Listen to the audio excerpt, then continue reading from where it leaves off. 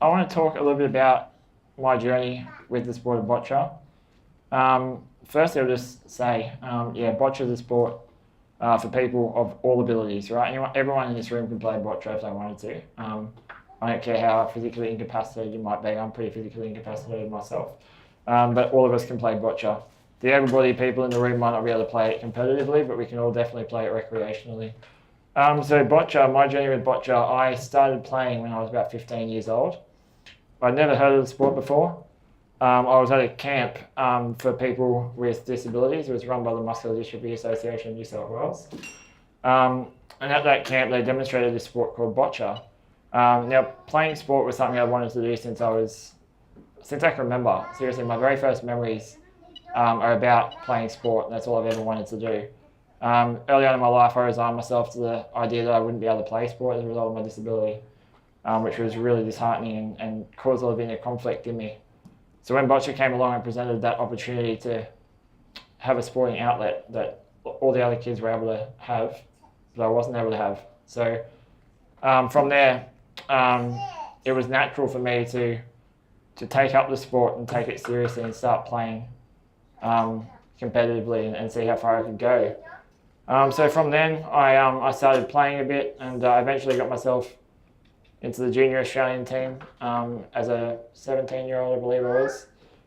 And basically, over the next 3 years, I went to a couple of international competitions and qualified for the Rio Paralympic Games. So that was a major milestone in my life. And I attended the Rio Games in 2016, the first Australian in the sport of boccia for 20 years to go to the Paralympic Games. So I was the only one there for boccia, which was a bit of a weird experience, but it was good.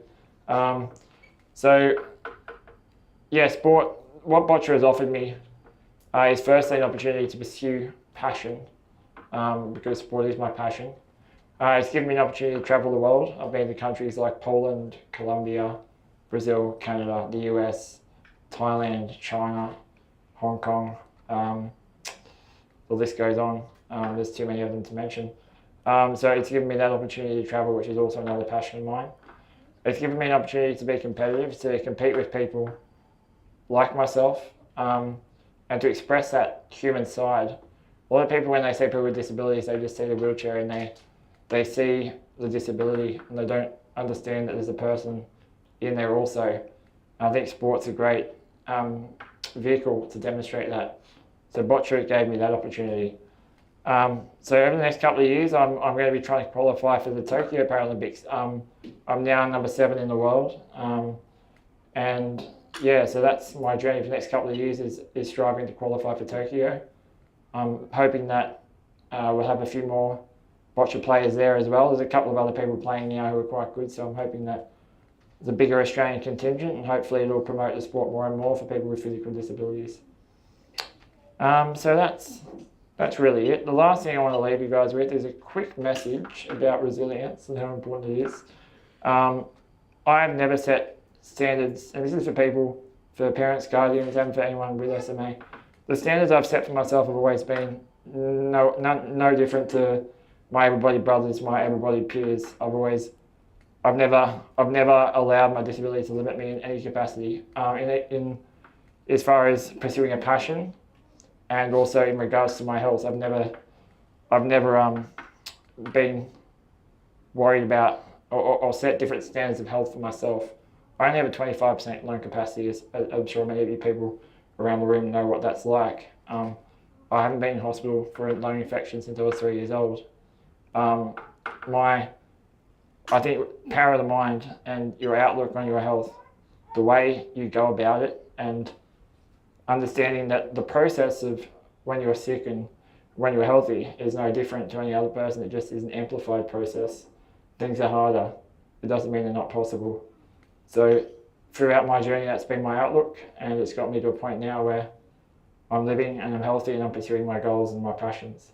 So hopefully that came across okay, and thank you all very much for allowing me to speak. Just before you go, do you have a Facebook page, correct? I do, yeah. Yep. So if anyone wants to follow Daniel on Facebook, What is it?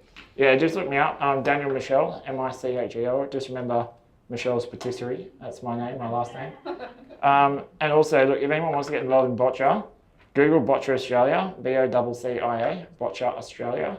I really encourage it for anyone who's sporty, anyone who likes sport. I promise you, every single one of you can do it. So go out there and have a look. It's changed my life and it can change yours if you want it to. So thanks a lot. Thank you, Matt.